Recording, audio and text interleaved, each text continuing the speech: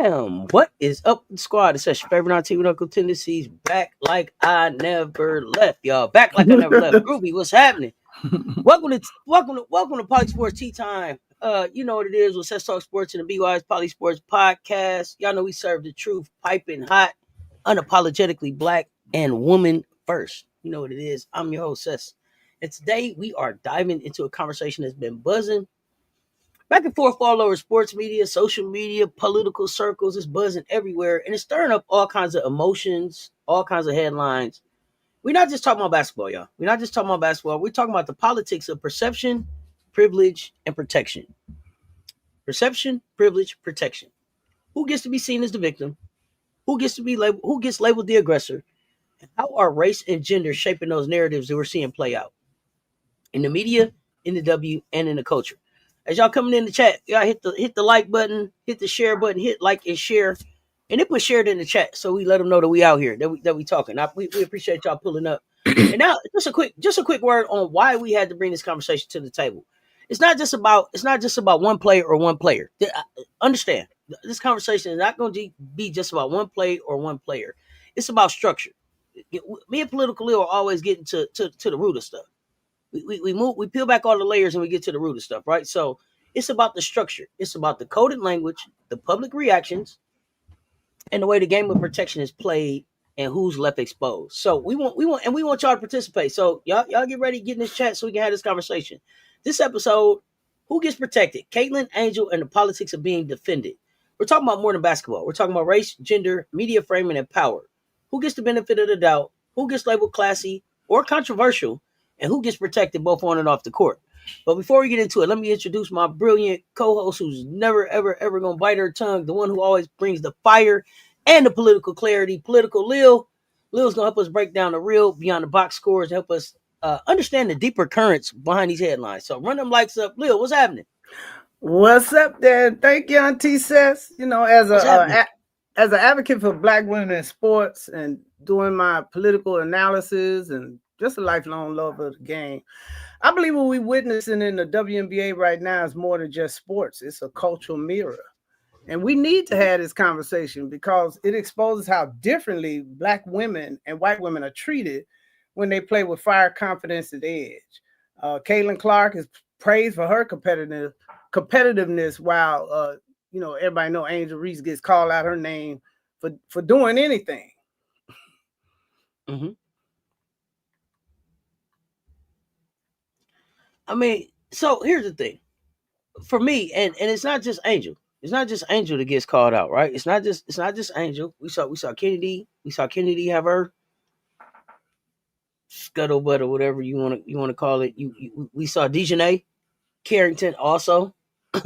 We see Cheryl Swoops, and the Cheryl Swoops piece blows my mind. Blows my mind because could you imagine the media and the league pushing Cooper Flag over Michael Jordan?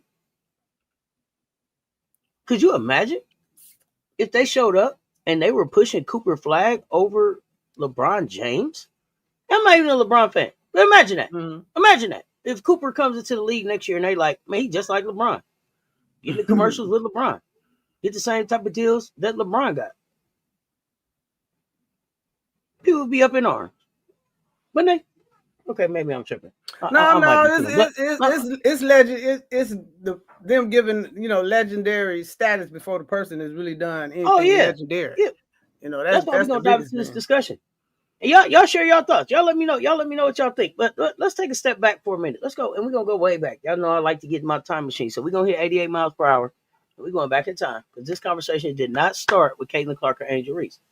There's a long racialized history in America of who gets protected, who gets believed, and who gets exposed to public harm without accountability. Let's get into the legacy of the myth of white womanhood. The idea that white women are inherently delicate, pure, and in need of saving. First of all, I don't even think the white women want to be looked at like that, but that's an entirely different conversation.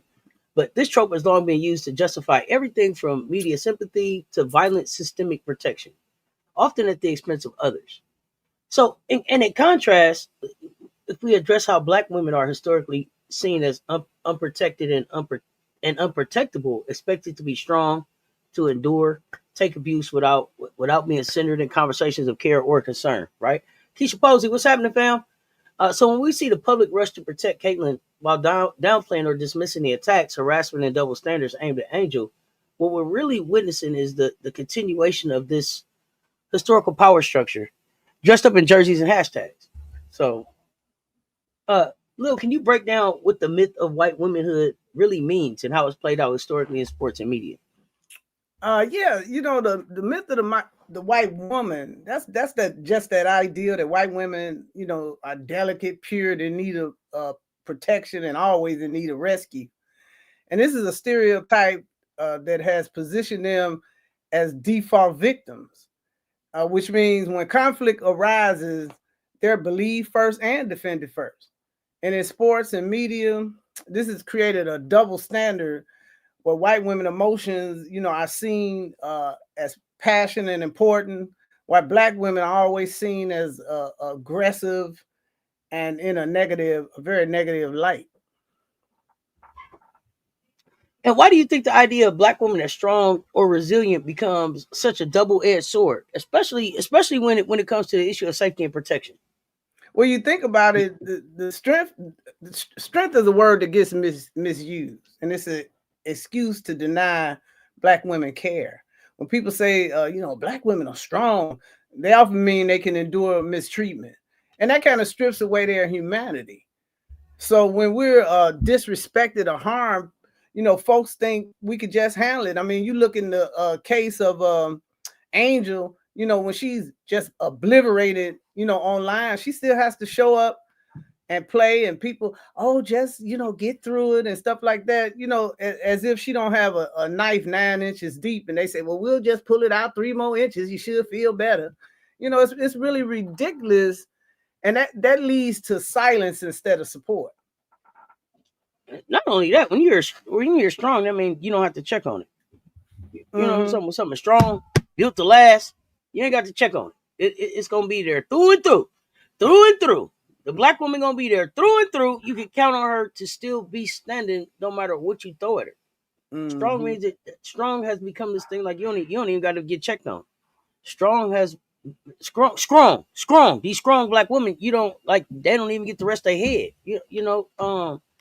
How do these historical narratives still shape the way players like Angel Reese and Kennedy Carter and others are treated? And I don't mean just by like fans, right? Because we see some really ugly stuff from the fans, but by media, referees, league leadership. How does that factor in? What's up, Mo Mac?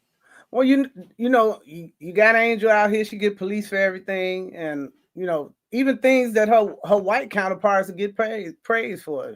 If she trash talk, show a little confidence, a little competitiveness, it's a beat down every time. It's and what I mean by police is the public, the media, and even the league, even her coach feel like she gotta be checked. This, that, and the other, because when something happens to her, she's not allowed to react, in any kind of shape, form, or fashion.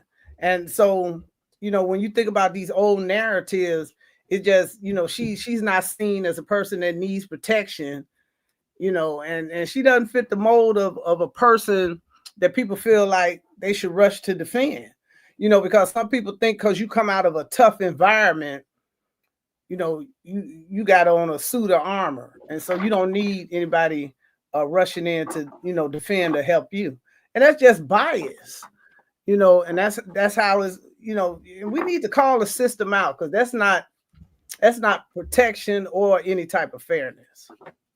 I agree.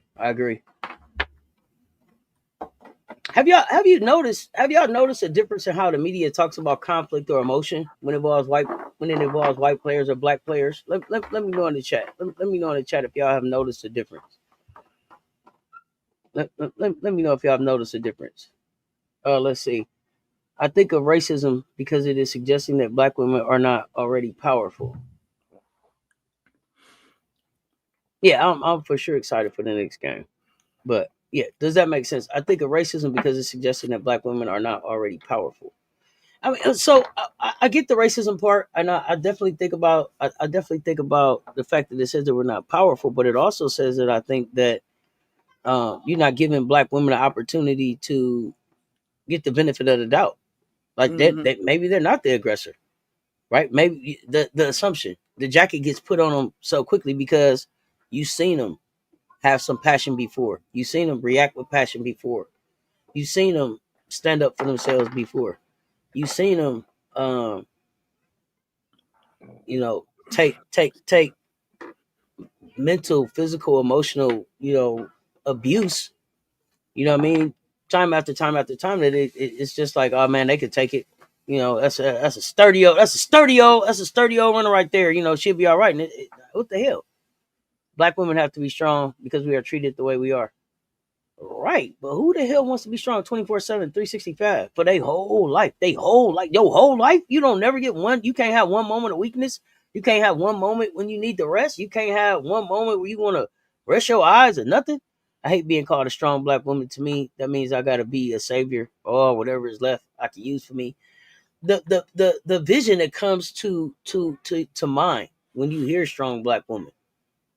Um, I'm old enough where it make me think of like the mammy type. When I hear strong black woman, I think of a lady got the scarf tied on her head and the apron on her waist, and her kids at home and your kids at the job, and you know making it work, just being strong. You see this, these women getting up early in the morning, taking buses, back in the day to go take care of these other families, and then coming back and taking care of their families, and that turns into, having to play these dual roles, and having to code switch and all of these things when you start talking about corporate America, and having to dumb yourself down to be able to move into the ranks or play the games in corporate America. Because don't be the brightest one in the room. Oh, Don't be the please. one with the good idea. Don't be the one that want to try to change something. Don't be the one that want to try to shake things up. Don't be the one that want to try to reach back. Oh man, they'll get you out of there. You not a team player. You want to do too much. You extra. Don't be the one. Don't be the one to call out the wrongs. Then you just angry. You automatically cut off from being able to grow in the organization. But because we are failed daily, we can't trust anyone to be a savior to us without the abuse. But the other part of it is though that that narrative also plays into black women not getting along with each other. There's plenty of black women partnering and straightening each other's crowns and leaning on each other and saying, keep your chin up, sis. I see you, sis. Keep it going. I see it at all the games that we watch. At the end of them games, them women embracing each other, checking on each other, smiling with each other for those few minutes. Nobody talk about that part. Nobody talk about that. Nobody talk about the dramatic part of it all. But I digress. Let's talk about the WNBA narrative, because we laid a historical foundation a little bit there, right? Um, but let's bring it forward to today, because I know I took y'all way back to like the 1940s, something. But let's come to the modern media machine and the narrative currently unfolding in the WNBA. So let's Caitlin Clark and the shield of whiteness. How whiteness can serve as a buffer. It offers protection in the form of sympathetic media coverage, fan adoration, and corporate endorsement, even when performance doesn't always meet the hype or when there's friction on the court.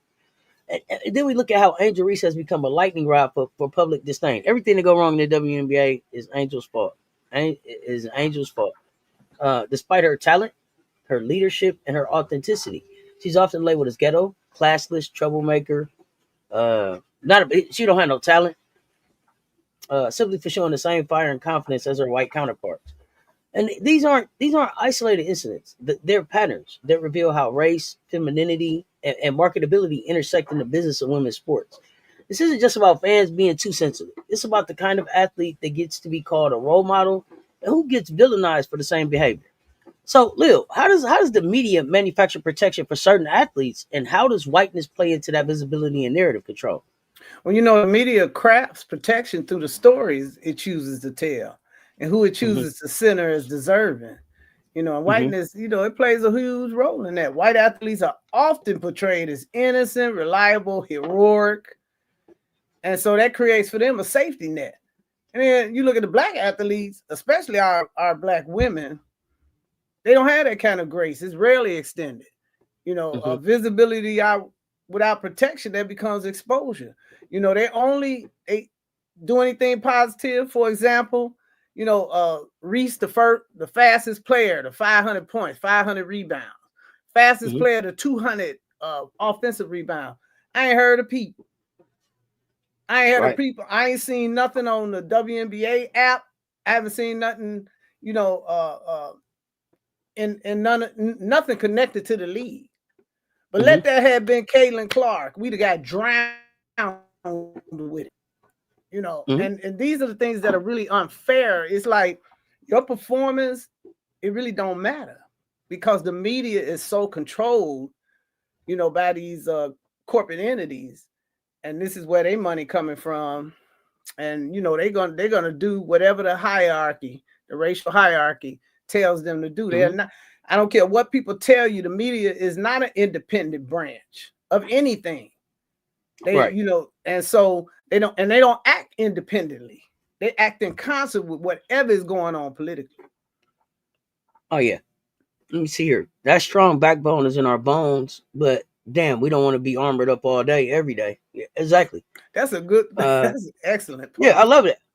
Yeah, I love that. We don't want to be all day. You got to head on the swivel all day, every day. Goodness, my whole life up on your toes like you in prison. Just everywhere, you know. Goodness, that's a hell of a tension. That's a hell of a tension to have to live with, on top of everything else that's going on in real life. Just trying to just keep your mentals and your physical and your chicken straight. You still, on top of all of that, have to try to now, you know, head on the swivel, take care of me and you and everybody, and be the savior too, without a break. It's tiring. That encouragement is definitely there. It's when our men bend the knee to the other side and neglect their own women. Okay, let's have that talk, because I saw a lot of comments on the recorded episode, and if you haven't seen that, go back and watch that, because we gave some really had a really in-depth conversation about this. So to kind of lay the groundwork for this conversation, and it's not. I don't want it to come off like it's all black men, because that's not what we're saying. But there are some. She is their impression of what black women are, and black women are a lot of things. A lot of things. A lot of different faces and spaces and talents. Let's see. So you're propagating racial bias. When Simone Biles or the Williams sisters in tennis, I didn't see any white folks claiming racism. They accepted them because of their talent. Oh Lord, Papillion Blue. That lets me know that you haven't taken a deep dive into the Williams sisters' experience or Simone Biles' experience at all. I would ask you, before you say about racial bias, I would just ask you, even if you didn't see King Richard, even if you didn't see the movie, if you would just watch Serena Williams' eight part docuseries where she talks about her career and the racial her racial experience, the prejudice and the privilege and the challenges that her and her family were met with just for wanting to play the sport. Then come back and talk to me about what I'm propagating, because you came in here with something that you can't even drop no receipts on.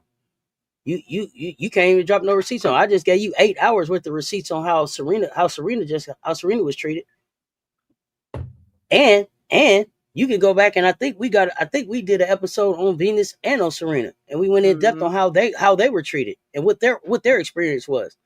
And then if you go back and watch the King Richard movie, the most powerful part of the movie for me, and this is a real life thing, you can go and see like Venus really experienced this in real life, because there's the video of it where she's telling them who she can beat and why, and they're trying to beat her. They're trying to talk her confidence out of her, and her daddy had to tell him, stop, don't do that, don't take that from her. So I appreciate you joining the conversation. We appreciate the engagement, but go back and check out some of the stuff I'm talking about before you come in here with stating them facts like that, because I don't think you can back them up. But I'm here for the conversation. Like most of us don't even Hard because we know everything could pop off anytime. We don't even get to really rest. No, hell no, you can't rest. You can't take a day off for real. Both of them were attacked in the media. Attacked in the media and in real life. Shit. Shit, you watch that grown ass woman try to bump Serena ass out the try to bump Venus just walking. Who was that? Capriati? Mm-hmm. Just gave her the shoulder just for being good just for being at work. Just for being at work and doing her job. She got a kid at work doing her job. Don't get me started on them. I watch how Kenya Martin disrespected Cheryl Swoops behind Caitlyn, barely fouled Angel. Ooh, I didn't see that. Kenya disrespected her? Let me know about that. They didn't accept the Williams sisters. They still don't accept the Williams sisters. Naomi Osaka had to take a break. Serena and Venus were welcome where? Unserious comment. Very unserious. People comment in the most ignorant ways because they didn't search or weren't shown anything. It doesn't exist in them. Yeah, like we're not up here just talking to be talking. We're not up here, and the other thing is we're not up here propagating race. We're really putting out what the problem is, and then drilling down to where we can start trying to get to solutions. And we really are here to have real conversations, not back and forth debates, not bullshit black and white commentary. Real conversations about what's really going on, because that's what's wrong. That's what's wrong in the world right now. Ain't nobody having no real conversation. Mm-hmm. Everybody pushing bullshit narratives and picking a side based on narratives and who you follow. Most of the time, people come in here and put them type of comments. They don't even watch none of the sports that they in here commenting on. But they say some shit on somebody's TikTok or somebody's Facebook, or heard their favorite content creator say it, so they take it as fact. That's why we come up here and lay a historical foundation first, Mm-hmm. so that I can show you time and time and time and time again where it's to happen, and I can show you all type of black women that it's done happened to, and I can show you all type of different sports that it's done happened to. Me and Political Lil been real deliberate in how we bring the content. That's why we talked about the black women in equestrian. We talked about the black women in NASCAR. We talked about the black women in tennis. We talked about the black women in golf. We talked about the black women in boxing. We talked about the black women in basketball. Shit, we even talked about some black women that play football. We didn't talk about the black women in baseball. We talking swimming. We talking everything. Time after time after time after time. Y'all can't tell me that these is accidents. Y'all can't keep telling me that these is one-offs. And I'm showing you time and time again, no matter what the decade, no matter what the decade, no matter what the sport, no matter what part of the nation that you pick out, I can find the strategy and the repeat erasure of us. So when y'all come here with these comments, come with your receipts, because we coming with ours. we coming with ours, and we do a recorded episode first, so you know where we coming from. Naomi Osaka had to assert her Haitianness to reporters. They want to erase her blackness. Oh, Denise, they came up here trying to sell that girl like she was a Japanese, and she has some Japanese in her. But for the longest time, I thought she was from Japan. I kept trying to figure out what part of Japan she was. Then I found her daddy name was like Cleveland, and she's from like New Jersey. And it was like, well, hold on, Naomi. Okay, so it was more to the story, but they tried to erase that part. That was the part they wanted to push on us. For the first 4 or 5 times I saw that girl play, I kept trying to figure out, well, when did she get here from Japan? Because she speaks English so well. Mm-hmm. And does she speak? Is she fluent in Japanese too? These are all the things that I'm trying to figure out about her. Then I found out that girl from here. But they didn't want to push that part. I'm glad you brought that up. The discord with Dejanay and the ref calling security on her versus CC acting a damn fool. Last night hollering at the ref damn near at half court, showing him up, allowed to peacock around. Okay, I didn't see this. So tell me about more than what happened. What happened last night? When did that happen, Momac? Because Dallas didn't play Indiana last night, right? When did that happen? Let me know, because I want to see the video on that. But while we figuring that out, how does the media manufacture protection for certain athletes?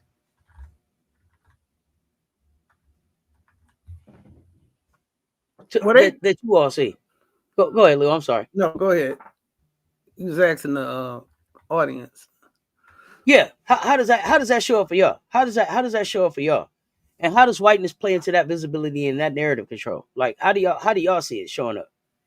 But for Lil, what are some of the consequences that you see for Angel Reese when she's constantly being framed as angry or divisive? The consequences of, her whole image is reshaped, torn apart. She's getting hated, unnecessarily. And I'm more than sure that it has caused her to lose some potential endorsements, because if you're tainted in the media like that, a lot of times, you have companies that will in fact shy away from you, and it's really, it's they isolating her, and then, it paints her as a problem instead of a player. And then the public perception, it even, to me, affects how the officials treat her. Angel has been fouled relentlessly since she has gotten into the league. And I know in college, 25% of her points came from free throw line. Free throws. And it's like they have targeted that to make sure she stays under a certain points per game. Because if she's averaging 13 points or 14 points just on her rebounding initiative, suppose she was to add 7, 8, 9, 10 points to that from fouls being called. She could easily be a 20-point scorer. So she's not one of those players that's getting the call. And I have seen and see what has happened is, because they don't call that, then all the players know all they got to do is grab her forearms, to keep her from properly going up. And that's why a lot of times her shot kind of looks awkward, but you don't see the person hanging on to her, and causing her arms to have to move a certain way. And referees just, I believe they're being told to ignore it. And they don't even got to be told. They don't even got to be told to ignore it. Here's the thing. I'm gonna keep it a buck. See, here's the thing. The problem that I have with the refs in the WNBA is that they are the same refs that we have in the NCAA. And so if you have a problem, or if you have a bias towards the player, toward the player in college, what stops that bias when they get to the WNBA? Nothing. There's no check and balance there. There's no transparency about how they handle the refs in the WNBA. We don't even get the little bullshit little last 2 minutes that the NBA gives, where they tell you what calls was right and what they missed. We don't even get that from the WNBA. So there's no check or balance there. The referees in the referees in women's basketball is a totally another conversation I would love to have, because I just ever since the fan pointed out to me that, Auntie, that's that same bald-headed guy. Auntie, that's that same shave-headed lady. Auntie, that's that same. Remember her in the NCAA, and we watching the WNBA game, and I'm watching the same type of bullshit calls and the same type of missed calls, and the same type of insertion of referees into inserting themselves into the game take place. That says something. But you don't ref star players the same way you do regular players who doesn't know how to ref their stars. I would say the WNBA refs. I would say the refs. I would say the refs. Period. I agree. Star players don't get ref the same, but you don't even see that happening in the WNBA. I watched Aaliyah Boston. What did Aaliyah play? Like 29 minutes or something? She didn't even get a trip to the line, but mostly all her points were made in the paint. You don't think she got hit one time? Camilla don't get no calls. Angel, they miss calls on Angel too. They miss calls on My Lazy Poo Wiley. They miss calls on miss calls on Juju Watkins. They miss calls on Hannah Hidalgo. And to me, it'd be more so with an attitude, And then if you complain, they quick to want to toss her out, to the point where and the regime they got over there in Chicago right now, the way they treated her in that first game. I could see in the subsequent games that, she's becoming a little more isolated, not as fiery. They taking the fun out of what made her as popular. You know, with that kind of thing, the way the media keeps treating her, making her a lightning rod for criticism. And refs are human too, and you can walk into games with biases just as well. Even if you are not told, and I don't mean told, don't call, I'm talking about told to, look for certain things in certain games. Those things are told to the refs. So. Oh yeah. Oh, we got so and so coming in. Keep a look for. They got a tendency to. They get a scouting report too. Exactly. I don't know if they call it a scouting report, but they get one. How the game? If you don't think so, well, y'all, I can't even call his name off the top of my head. Scott somebody, but what his name might even be Scott. What's the ref that it don't matter when Chris Paul is on the floor and that ref is there? It's an L. But whatever team Chris Paul is on, y'all know what I'm talking about. I can't call his name off the top of my head right now, but think about that. Think about that. That's something that we know. AB and Miller get beat up just about every game. You barely go to the line. Like how they don't see players like literally hanging off Miller. Scott Foster, thank you. You know who else? You know who else get beat up every game in, game out? Asia Wilson. Y'all see Asia nose be red, face be beat up. And she always had to be raised and sane. Asia get right at the refs all the time. She still doesn't get the call. But you supposed to ref your stars different. You supposed to ref your stars different. What do you think? What since we're talking about this, the refs following these players to from college to the pros and fans following them and media too, right? Media, we can see from the way certain media people call games. Rebecca Lobo, who they like and who they don't like. You can tell. You can tell by how loud and quiet they get when different things happen. Yeah, we're not talking about. No, we're not just talking about social media, Donnie, because Angel ain't respected everywhere. ESPN don't show Angel no respect. Fox Sports 1 ain't showing Angel no respect. These major media players with their own platforms also they go out their way to disrespect Angel on their platform. So now I'm not just referring to social media because Angel's respected amongst WNBA players. I have no problem with that. Old media got a big problem with Angel. How many times Stephen A. Smith had Angel on to sit down and talk to her? How many times Stephen A. went down to Chicago to talk to Angel about the record she broke as a rookie?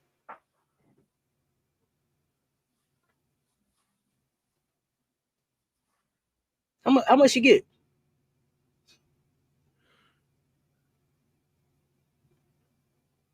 Tell me. How many times Rebecca Lobo celebrated Angel Reese in college when she was doing what she was doing, winning the national championship? ESPN host, Fox Sports 1 host. Yeah, a lot of them. Oh, Stephen A. is a Clark fanboy. He not doing that. This is the type of shit I'm talking about, though. Unspoken voices. Appreciate the support, fam. Appreciate the support. Got it. Sound like, buddy, we gotta hit you with the shoulders. Let's go.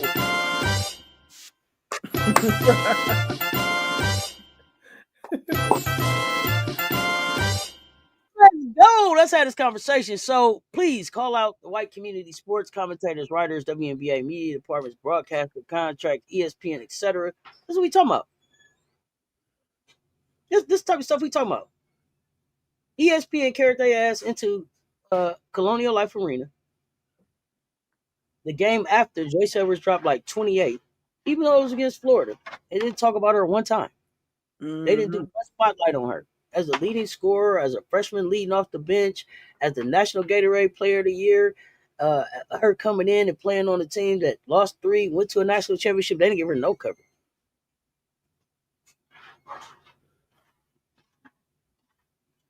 Rebecca Lobo can't stand any of Dawn girls. You better believe it.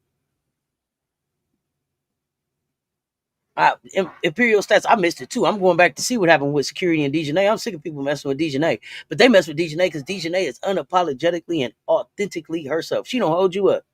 Put the camera in front of put the microphone in front of her face if you see if you want to know what she think, because she'll tell you. She ain't gonna bite her tongue either.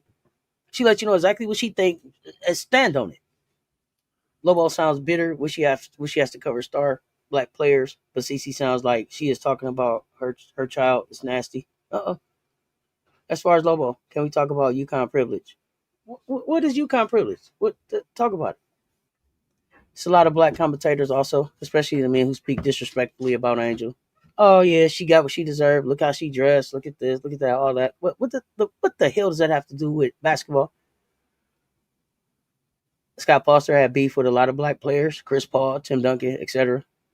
These WNBA refs got bias too. You got to be able to call them out. You got to, and some of it is just an unconscious bias. Mm-hmm. Some of that is just unconscious. Some of that is just something that you got to be able to recognize and set to the side. Yeah. Oh, DJ, hey, listen, seat belted up, baby. Sue Bird's podcast is very telling. I have not watched Sue Bird's podcast. Should I check it out or would I be upset? I'm getting tired of the Angel smear campaign too, because there's nothing to smear about. I can't even figure out what they're mad at the girl about.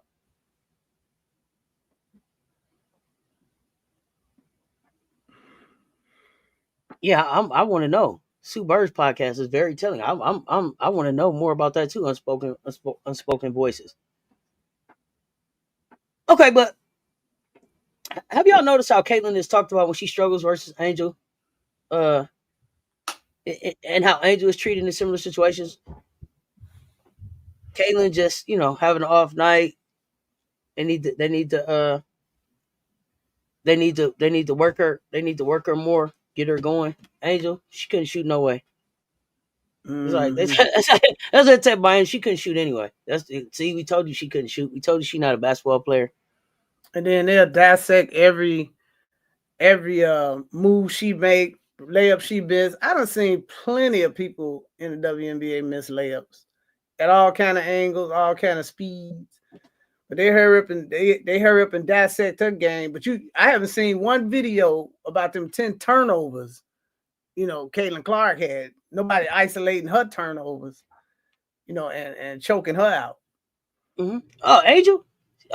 She only scoring off her own missed shots. If she didn't miss, she wouldn't score. How stupid keep does pushing that sound? Mare. They keep pushing How stupid does that sound? When they done disproved it 1,000 times. Here's the thing, though. So what if she scored on her second chance? If she didn't miss, she would have scored. Stupid. That sounds stupid. If she didn't miss, she wouldn't score. If she didn't miss, then she would have scored. Dummy. Come on, man. Make it make sense. Make it make sense. I saw. Listen, y'all. RG3. I tried to hear what he was talking about the matter. I had to cut it off. It made my head hurt early into what he was saying, so I didn't get into it. I can't. You can't tell me shit that don't make sense.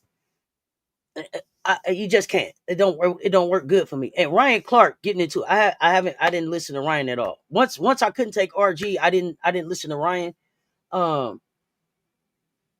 It's some things that I really want to hear them talk about, especially from a football perspective, an NFL perspective, a black man perspective, all of those things. But the WNBA and the black woman's perspective and the black woman's experience, they're not my first go-tos there. And I hate that they are the first go-tos for mainstream media, because there are plenty of black women out here that they could talk to that have been in those situations that could speak much better to what's going on than they are, than they could. I would never try to speak to what the hell goes on in the NFL locker room. Never been in the football locker room. Never been on a football team. Only seen it on TV. See what I'm saying? I ain't never been in the NBA locker room, but I could try to. I at least know that when I'm speaking to you about what happens in a women's basketball locker room, I'm saying that because I was a woman in a women's basketball locker room before. Yeah, when Thomas spoke on the situation with Angel, with the fever situation, she give you more credibility because number one, she's experienced it herself, and she and having been in that situation in that auditorium and know how those fans, act, as opposed to somebody speaking on it kind of from the outside like RG fake 3 was done. Donnie Lama, I don't know. Direct you to what? Because you think all forms of media treat both CC and Angel like right. What do you mean?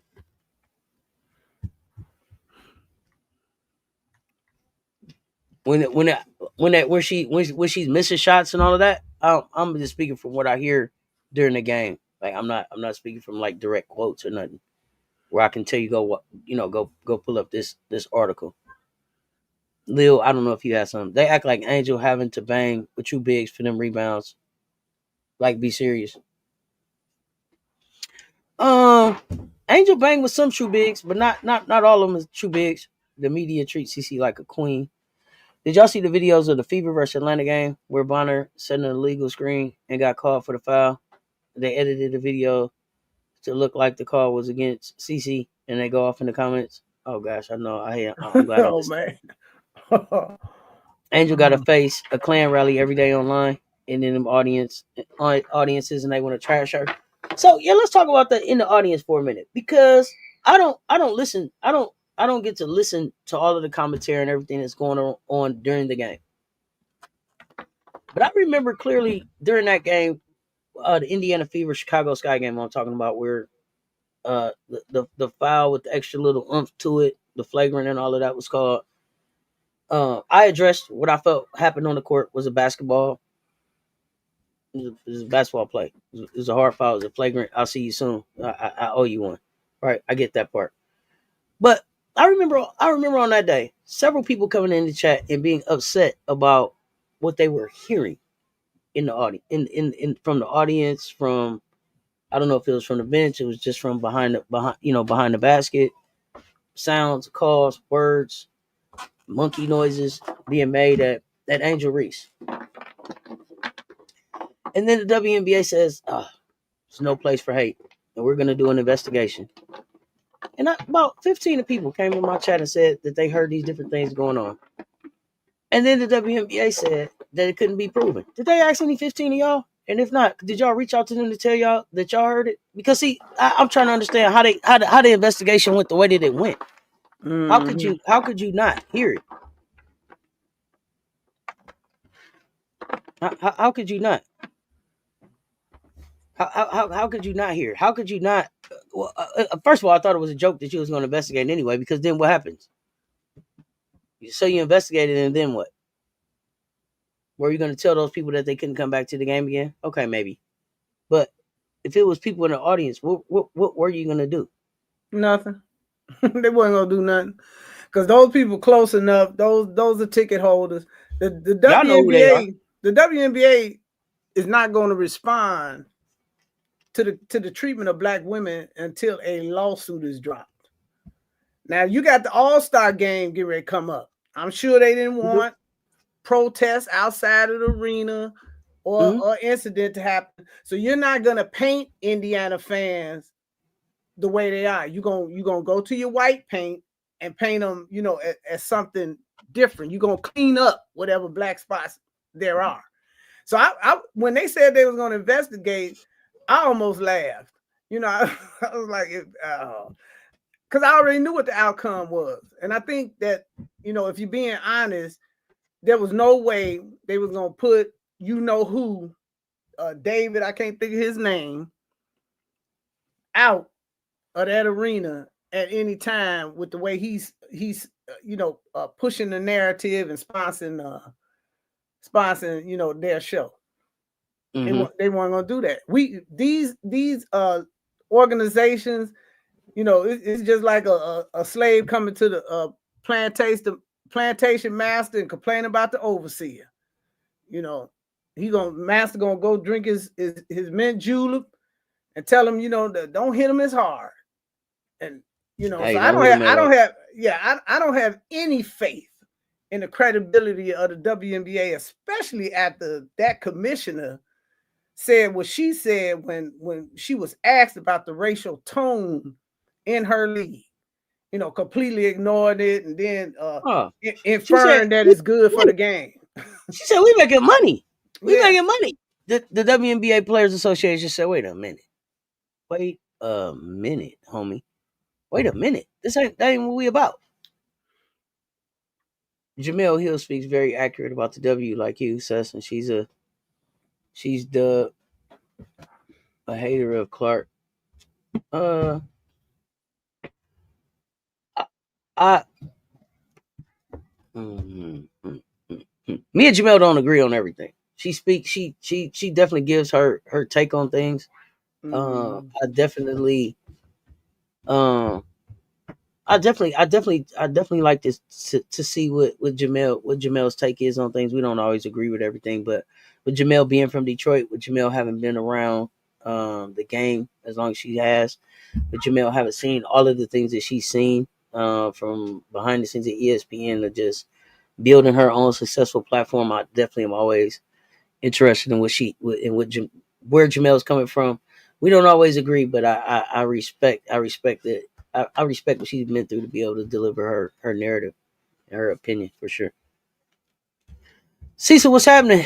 Please check her out because she plays on words to disguise a lot of double talk in her messaging. Check out the one she did about CC on Time Magazine. She's going to head USA Olympics. Talking about Sue Bird. Okay, I will. I really believe that game took a toll on her. The Indiana game, shit, it's four more of them. Don't let it take a toll on you right now. I don't think Angel is happy. Her mom is super pissed how Angel's getting treated. He should be. Who the Yeah, hell got time to that's be your happy? You got to child. fight every day. Yeah. They heard it and they still want to sell tickets to them, and they will. Chicago coach told them that he didn't hear anything. And I didn't even like his reaction and the fact that when the incident happened, he taken her out of the game. I don't even want to get So myself wrapped up. here's the thing. Here's the thing. I understood. Taking her out the game. I want you to cool your head, get yourself together, get back in the game. I get that part. What I didn't understand is why you left her out the game.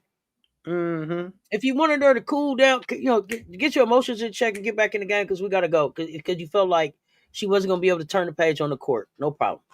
Pull her out for a trip or two up and down the court and get her back on the floor. I didn't understand leaving her out as long as he did. I didn't He get it. made it feel like she did something wrong. I didn't like that. Like I'm going to punish you. Yeah. Um, He played the role of a house ninja wuss in that moment. I will never like or respect him just for that one thing. It was a dolphin sound recording. That's what they was playing. So you can identify the sound that they was making, but they couldn't. They didn't hear it. Okay, I don't know. They didn't want to Guess hear it. CC was hanging out with Dave Portnoy. I don't know Mm-hmm. Dave. I don't. He the one that I've heard kicked the that name. I don't know who he mess is. up. Yeah, kicked that mess off online, and he the one that keeping this flame. Keeping her being flame. If you was Angel, you wouldn't participate in any of the All-Star games. How would that help her brand? You get some extra money for playing in the All-Star game, don't you? But you know what? I'm wondering if because that game is in the All-Star game is in Indiana. I don't. If she's there to be a miracle, but I don't see it. I don't see it. I think they perfectly content to have that All-Star game without her being selected. Even if she's selected by by the fans, which I think she will be. I don't know how she makes that. Y'all think if Angel is selected to be on the All-Star team, she wouldn't go to Indiana and be on the All-Star team? No, she'll go.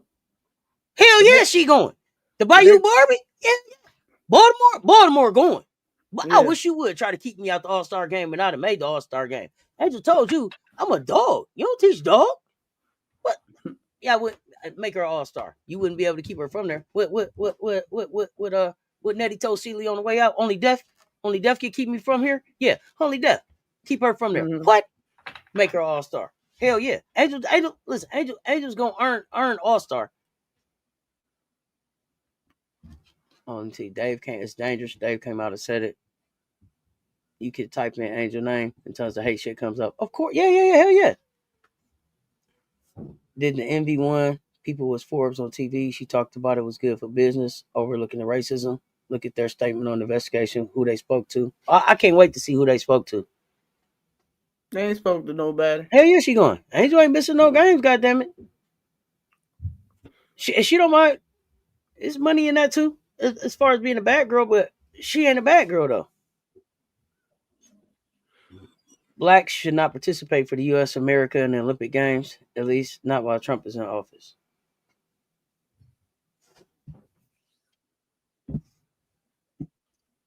I don't know how that factors in. So why is that the move, Judge? She going and she just dropped her logo too. Hell yeah, Angel made a mistake when she said she was okay with being a bully. That gave Sambo's even more ammunition to shit. She should just keep playing good basketball and say less as possible. She don't got to shut up and play basketball. She can say whatever she wants to say about a bully. She said that she was acceptable of the villain role because a villain role is always part of a story. You don't have Batman without him having some adversaries. And they was gonna label it on her anyway. But she's not a bully. She might accept the role. Yeah, she might accept the role. She not, but when you say she's a bully, bullied who? Villain. Okay. The media label for the villain. And she said okay. Okay. Now, what Angel didn't understand as a junior in college was what the villain role meant. Mm-hmm. And how they was gonna use it. It's a villain in every story. I got you, villain. Okay. Her coach doesn't make any plays for her. CC is the bully. I don't know about the bully. She is 48th in scoring right now. Sorry, no All-Star. It's also just 5 games in. Y'all probably didn't have her as an All-Star 5 games in last season either. But by the time the All-Star came around, she was there. And selected by the coaches for your information. So, just because she ain't an All-Star right now, it's a lot of people that ain't All-Stars right now that will be.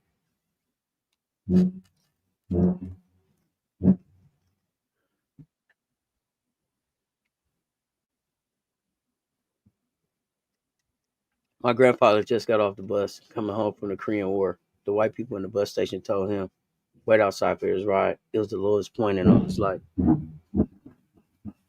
Okay. She said, y'all finna give me this title regardless. She just didn't know that is was gonna be her narrative going forward and not be kept on the court like it should be.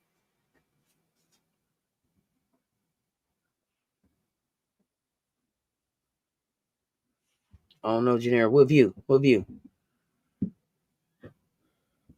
You be on that Coca-Cola too? Yeah, I don't know. Janera, tell me. I don't know. The range about what? What view? What am I making an excuse? What? I don't know what you're saying right here. Skip Bayless said Caitlyn is the women's Michael Jordan. Nobody cares about what Skip is saying. Skip need a job too. No peanuts. No peanuts in the Coca-Cola. She brought me to the W, however. The racism and sabotaging is leaving a bad taste in my mouth. I'm glad that you got here though. I'm glad that you got to the W. And I hope that you enjoy some of the other players that are here. That's the thing that I want. I don't care how you got here. Enjoy some of the other players that are here.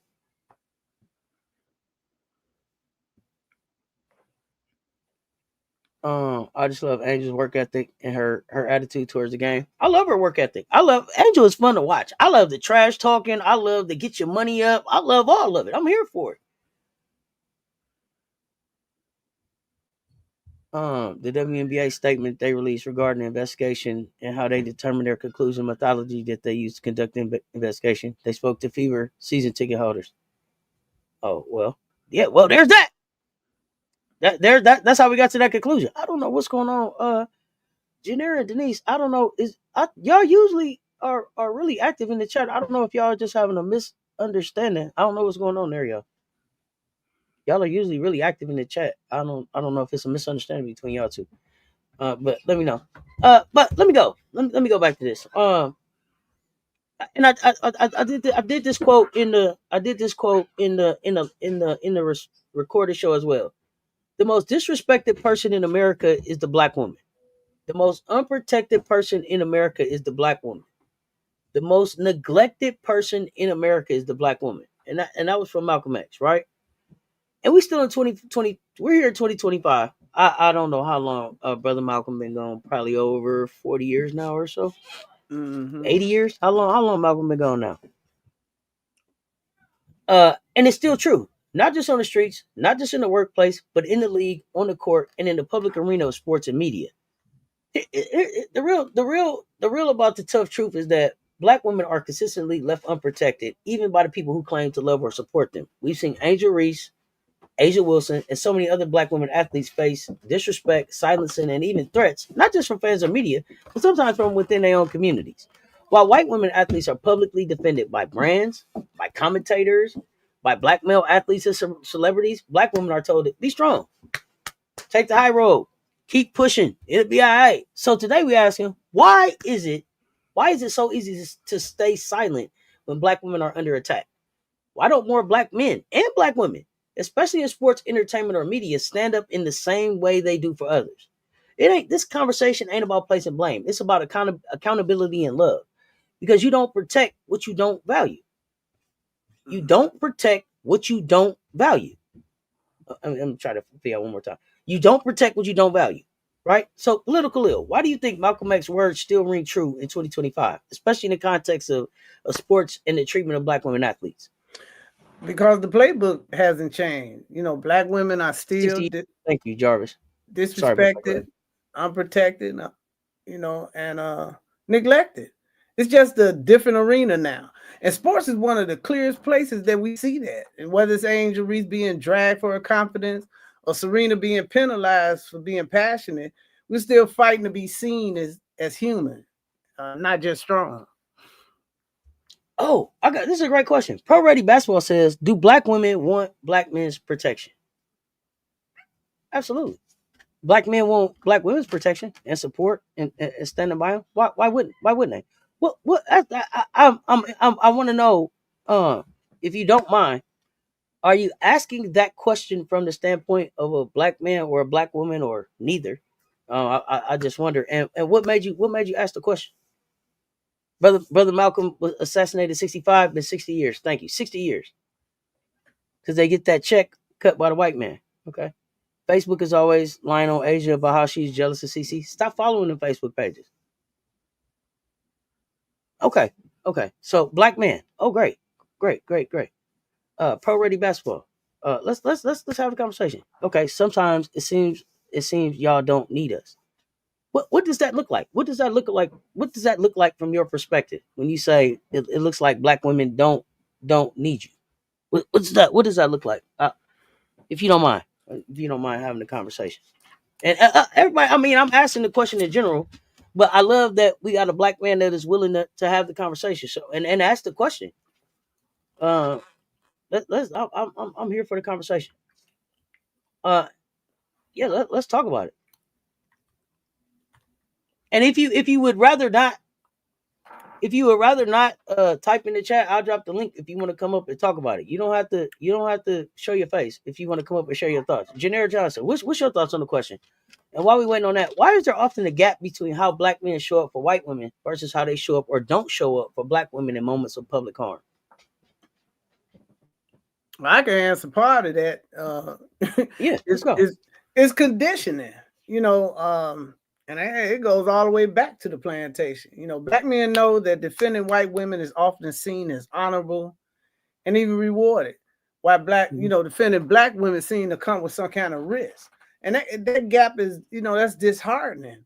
If we're in the same struggle, protection can't be selective, and silence to me is betrayal. These men not saying nothing. I mean, even some men that were previously associated with Reese, you hear this kind of thing come up and then they so committed to protecting their brand or trying to get a sponsor, they do what's fashionable instead of what's practical. Not only that, those black men that you talking about too, those black men and women, right? Those people are doing what they got to do for a check. Mm-hmm. They doing that for a check. So I understand him. Keep your brand, but just the everyday black man and black woman, how we show up and protect and respect each other, especially in this type of situation, right? Everything don't have to be a cause, and when you right, you right, right?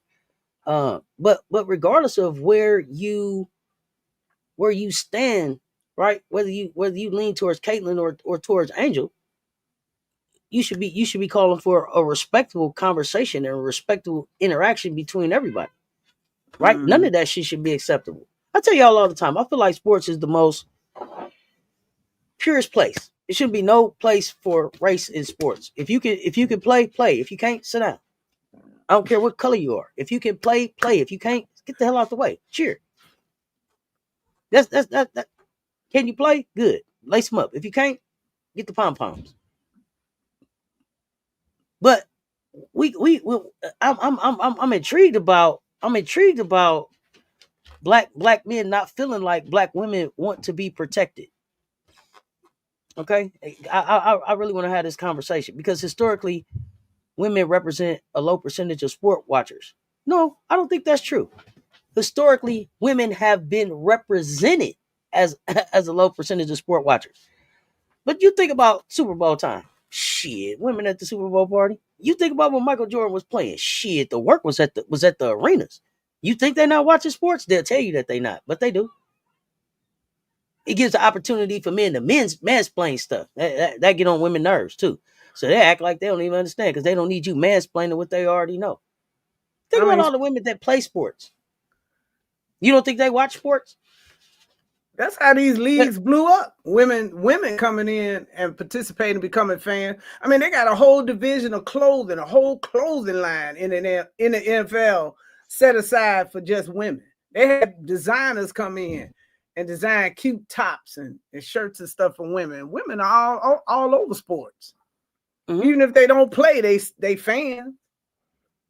And I want to say this too. I don't want this conversation to turn into a generalization about black men. It's not a generalization of black men just don't protect black women. There is a segment of black men who do not protect black women. There are plenty of black men who stand up and fight to the death. And I want to make sure that that's acknowledged, right? Absolutely. I want to make sure that is acknowledged. That is not the narrative that we're talking about right now, but we are talking about a specific sector of black men who choose not to.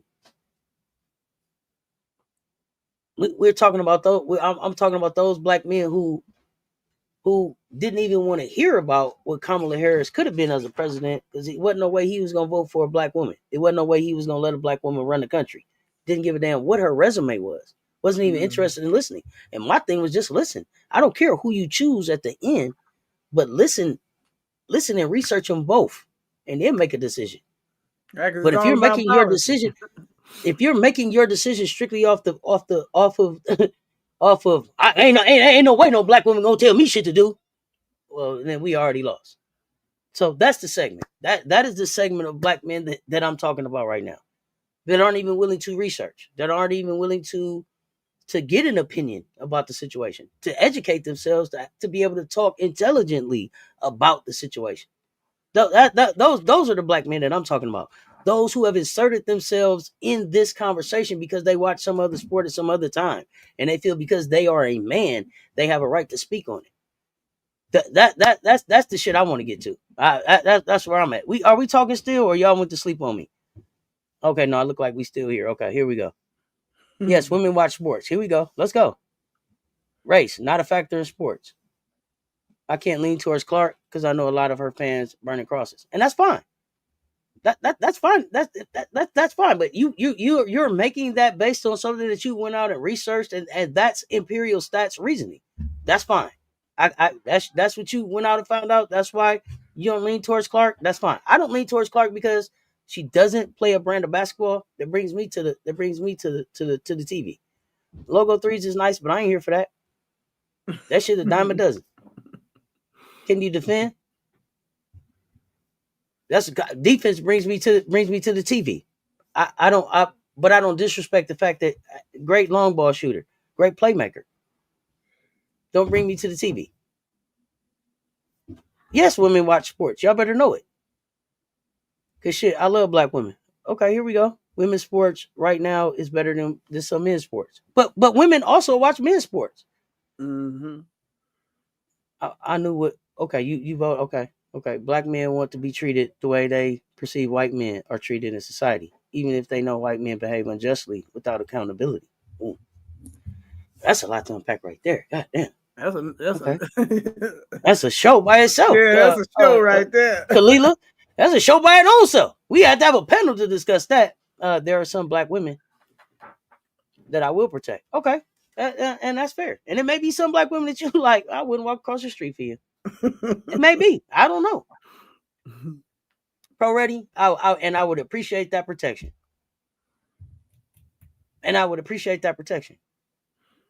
But a lot of times though, it starts with the little stuff. It starts with the little stuff, right? But we don't listen to each other. Mm-hmm. Black men open up a door for a black woman, she won't even say thank you. Walk through the door like she was goddamn entitled. He ain't had to. But it's the little stuff. You stop appreciating them little things. Just being a gentleman. Hey, sister, how you doing? Oh, okay, sister. Right? Okay. Now we got to own our shit too. Now, yeah, we got to own our shit too. I didn't seen it. Okay, tell me when I'm lying. Stop listening to each other. Stop caring about each other. Stop even just saying good morning. Hey, sister, how you doing? Hey, brother, how you doing? Hey, sister, how you doing? I got it, man. Girl, I just said good morning, goddammit. You understand what I'm saying? Do y'all understand what I'm saying? You may not associate with these black men, but they're out there. No, every woman isn't a lady, and every man ain't a gentleman. Every woman isn't a lady, and every man ain't a gentleman. 68 people in the chat, y'all. Run them likes up. Oh, critical thinking. Oh, shit. Here we go. Here you go, trying to make some sense in the conversation. Fever fans put down their burning crosses to go watch a basketball game with 8 black girls and 3 white girls on their team in a league comprised of 75% black ballers. But they don't even realize that. But that's just like people let that's just like the Germans let Hitler go over there and tell them blonde hair and blue eyed is right, and he was the leader, and he didn't have blonde hair or blue eyes. But he was their leader. You understand me? He was their leader. He didn't look nothing like what he said. What he said was right. But they followed. You understand? People, critical thinking is dead. Critical thinking is rare. Yeah, I don't know if it's dead. It's rare for sure. But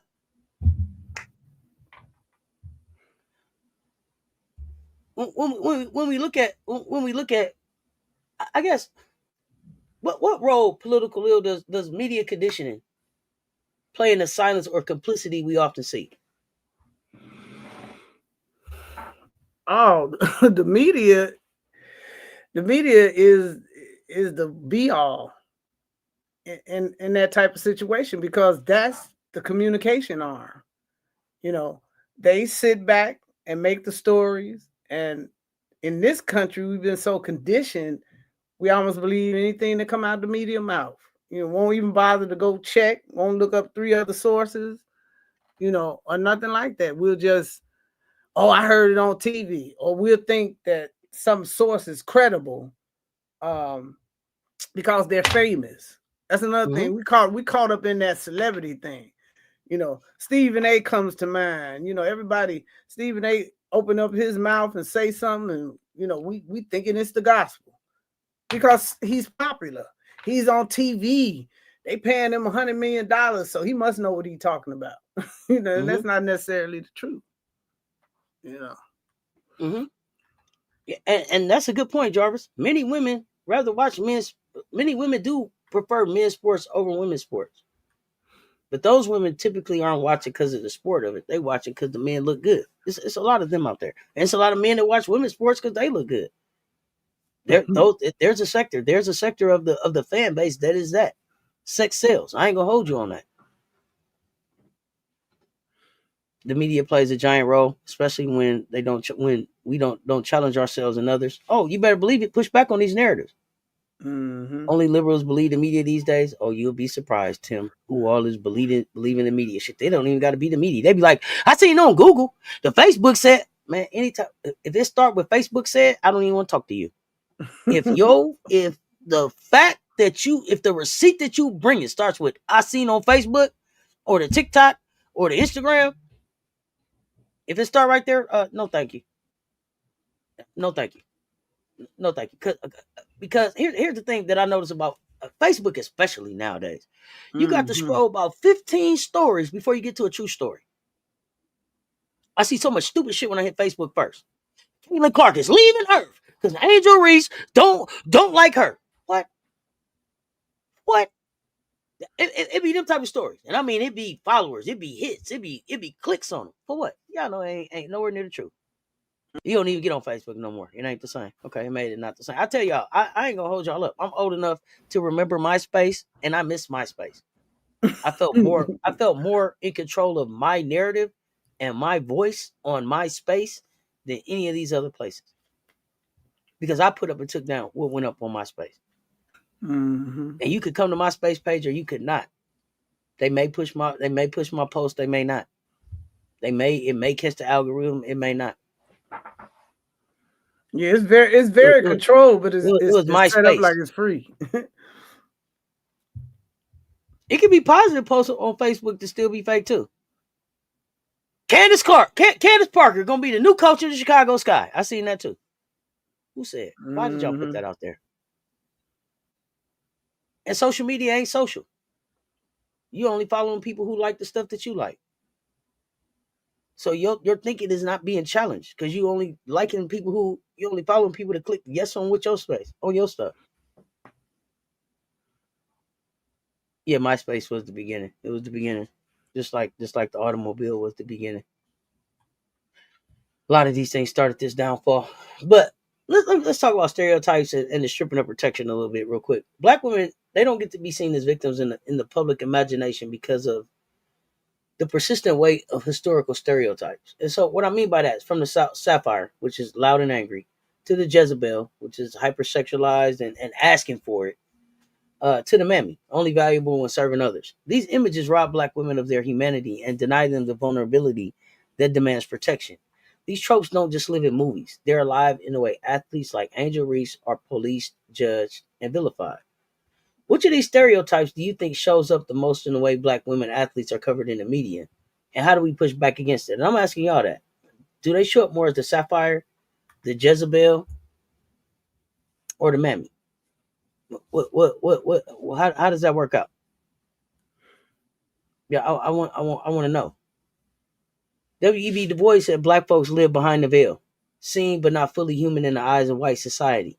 And that creates what he called a double consciousness. Always aware of how we see ourselves and how others see us. Always worried about what somebody else think about. Ain't that? Mm-hmm. How many times y'all say it about somebody? You always worry about. Don't be worried about what nobody else think about you. Be you. But here we is worried about what they gonna think. Who give a damn? Be you. If they don't like it, they'll move around. If they don't like it, they'll find someplace else to be. We gonna talk about Cheryl Swoops and the disrespect she get. That's all I said, Jarvis. Could you imagine Michael Jordan get disrespected about Cooper Flag? Cooper Flag ain't did shit in the NBA. Could you imagine that? If they was trashing Jordan? Cheryl Swoops is like, my GOAT. Jordan's my GOAT too. So whoever your GOAT is, if it ain't Jordan, compare it to that. But for Black women in sports, that veil still exists. They must navigate the tension of being confident without being labeled cocky, competitive without being aggressive, successful without being arrogant. How do y'all see the veil or the double consciousness showing up in the behavior or branding of Black women athletes today?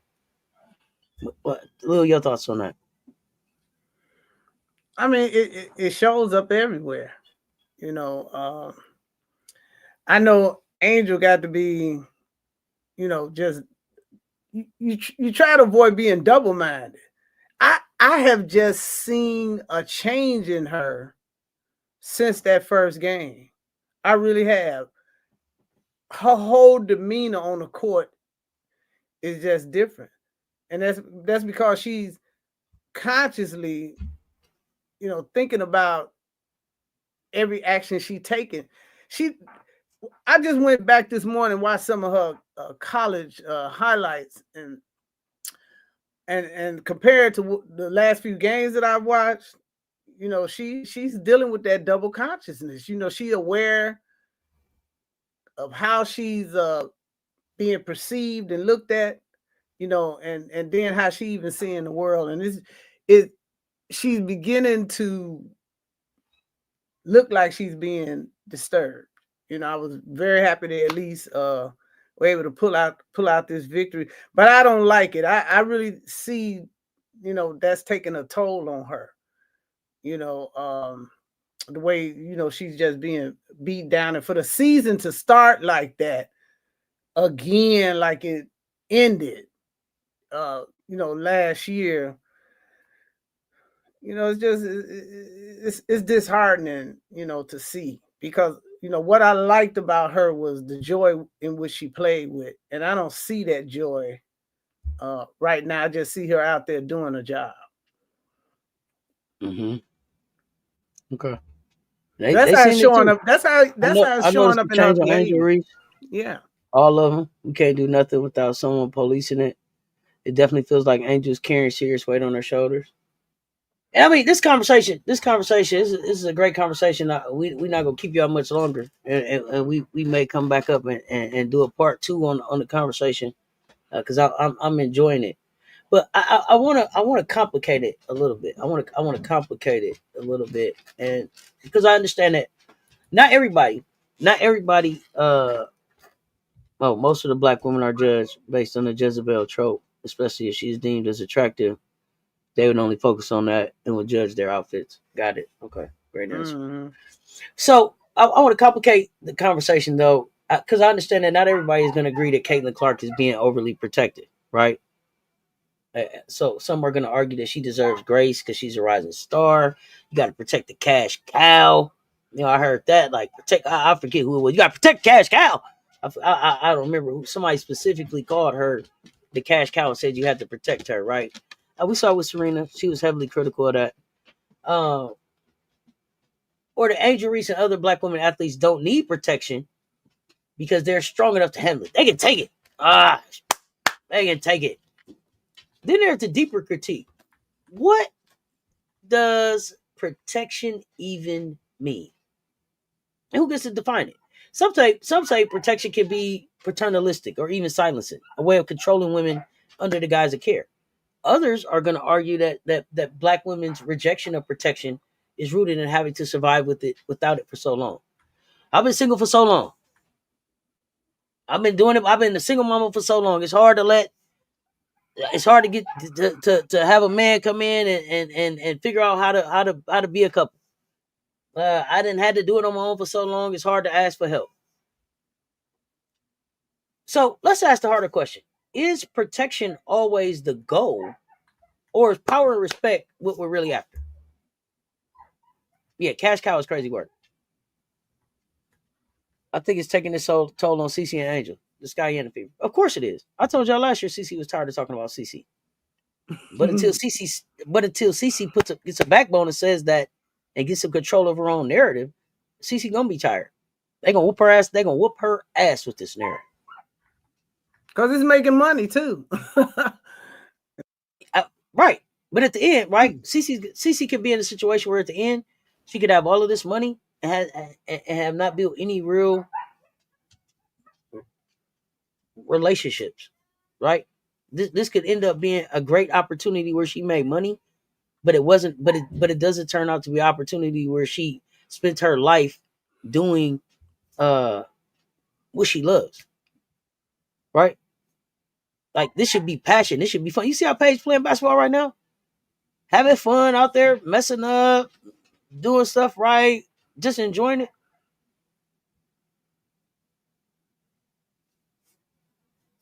What you mean? One gym at a time. My bad. We need to support Cheryl Swoops, Dawn Staley, Black Women Coaches, Historical Place, NCAA, WNBA policy. especially when women collegiate players, coaches not transferring their stats over to the NCAA. Oh yeah, that's a whole nother conversation. Unspoken voices. Ah, great ideas for content. We'll have these conversations. Talk about Jezebel and not talking about Sophia Cunningham is ludicrous. Sophie Cunningham came out and told y'all that is unequivocally not true about her. She is not the work. Cece could end the drama. I think that Cece is in a situation now where she's what the hell? She done lost her voice now. Black women reject protection because why? Uh,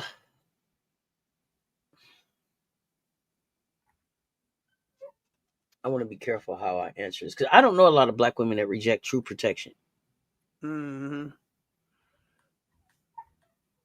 Now I know black women that reject sometimes you, sometimes me protection. I know black women who um,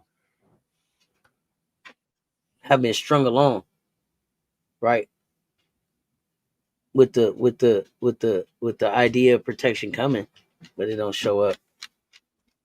Most good women want protection, but some also mistake protection with being controlling. Yeah, you gotta definitely gotta have a conversation around that.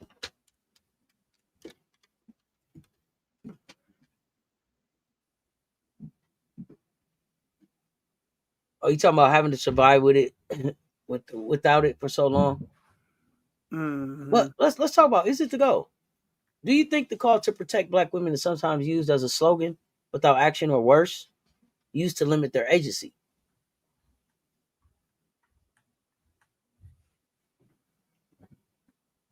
Hmm. Justice begins when the silence ends. I like that. Can't reject what you never had. We don't want a tap dancer without. We don't want a tap dancer with standing with us.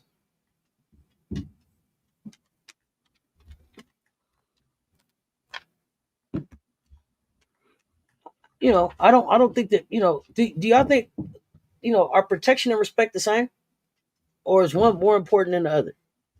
Is it better to be protected or respected, or do you want the both?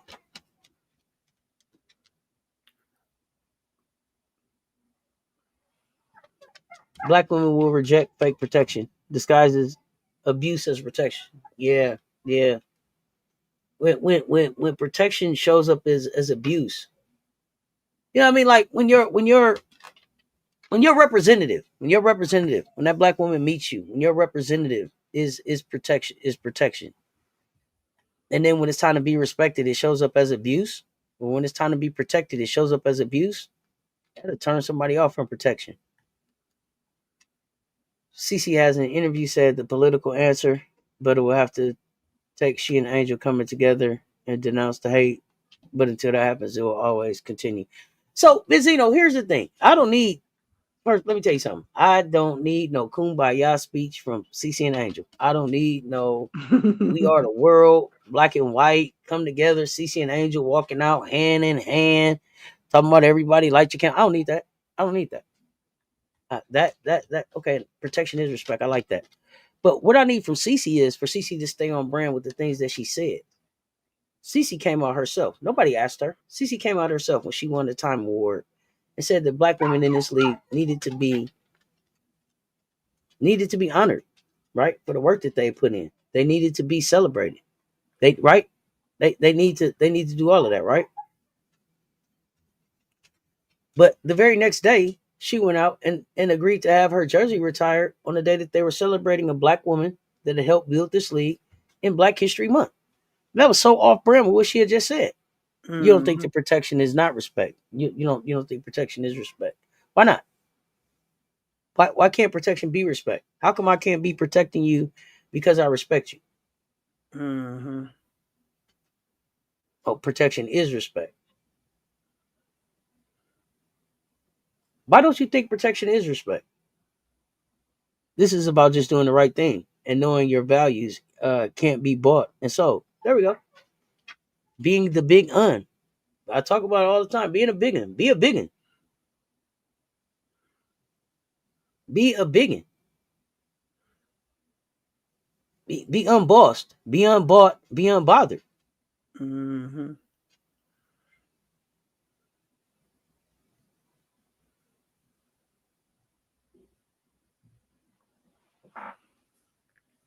Yeah. Yeah, Lou, I think this is we're gonna have to come back up and talk about this with some more. We're gonna have to come back up and talk about this with some more. Mm-hmm. I just want to say right quick that real protection kind of starts with listening. As Black women, we're not asking you, we not, not just speaking for us, but just standing with us. Challenging the system, not just in individuals, and supporting us when these things happen publicly and not just privately. And so, it's action, not optics. It's not about the way it looks. It's about, the way it really feels and how it makes us feel as Black women. And it's an expectation. I'm sorry, Lou. I don't mean to cut you off, but No, I'm go watching right the ahead. back and forth between Pro Ready and Janera, right? And this is one of the problems that we have. I'm looking at the conversation that Janera is saying. For me, protection is respect. That's what it looks like for me, right? That's what it looks Respect like for is, me. yeah, that's a value. Respect is a value. What I need for it to look like for me, right? And Pro Ready is saying that ain't what protection is. So you totally dismiss what Janera is saying. Hey, this is what I need protection to look like for me. See, You start totally with dismissed listening. that and said you ain't listening at all. You said fuck what you talking about. What do the dictionary say? What does it matter what the dictionary says if you two can agree that if you are one of the people that are going to be a protector of Janera or a person that respects Janera, what that looks like for Janera is protection. That means that if somebody's speaking on my name, even if I ain't there, you got my back. Mm-hmm. If somebody is coming for me, that means you got my back because you love and respect me enough to do that. But you totally dismissed her and said, no, it can't be that. Instead of just saying, let's have a conversation about it. No, get the dictionary. What the dictionary say? Fuck all that. Because see, none of these words mean shit unless you agree that that's what it means. A phone ain't a phone unless everybody agree that that's a phone. If I decide to call a phone a pen and you agree that that's a pen, then damn it, it's a pen. We get programmed by what everybody else is saying. But the respect part of it is respecting her enough to just hear what does protection look like for you. Just like I asked, well, what does that look like? What does that look like? Because clearly we're missing something in how it's being defined. What's up, Groovy? No, I'm not talking about whether or not you have my back already. I'm not talking about me in general. I'm not talking about me specifically. I'm talking about in this moment when you all are having this conversation, right? Instead of just saying, well, damn, what do that look like for you? You was like, nah, fuck that. Go to the dictionary. Well, wait, what does that look like for you? What does that look like for you? That's what I'm saying. That's where I feel like the conversation goes left every time for everybody. Instead of just saying, well, damn, that's what it looked like for me. Well, what is your experience? Yeah, that's all. That's all I'm saying. Yeah, that's all I'm saying. I'm not talking about specifically for me.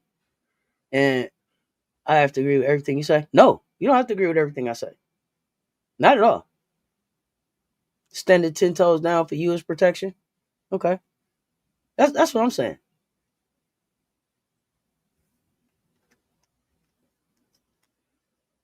No, and that's the beautiful thing. You don't have to agree with everything with everything anybody says, but you should at least be willing to have the conversation. Mm-hmm. So that even if you don't agree with what they're saying, you can understand why that's their why that's where they're coming from. That's where everything gets lost at. You don't even got to agree with all the Black women.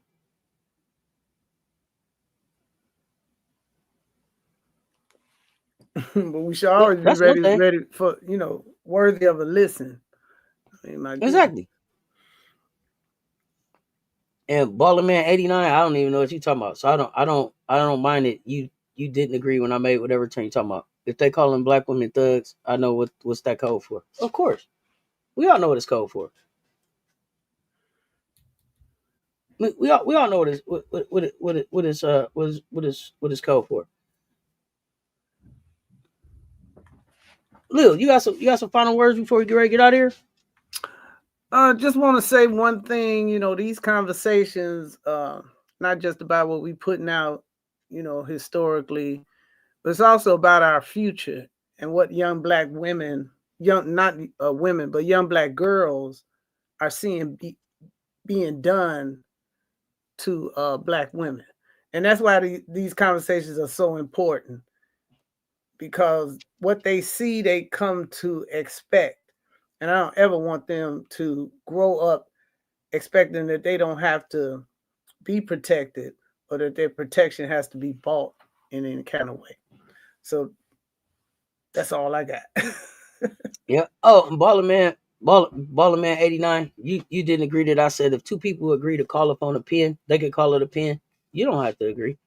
That's the beautiful thing about it.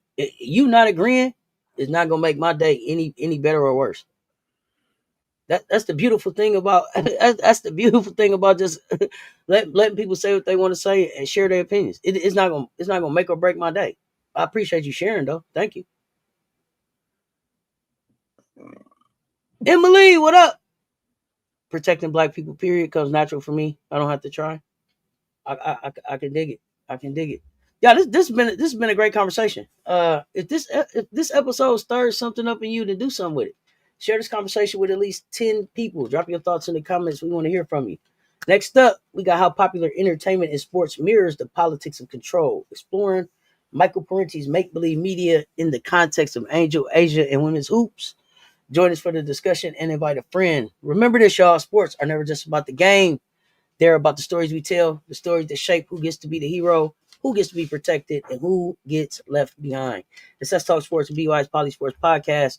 We tell the truth and hip you to the political game behind the games we love.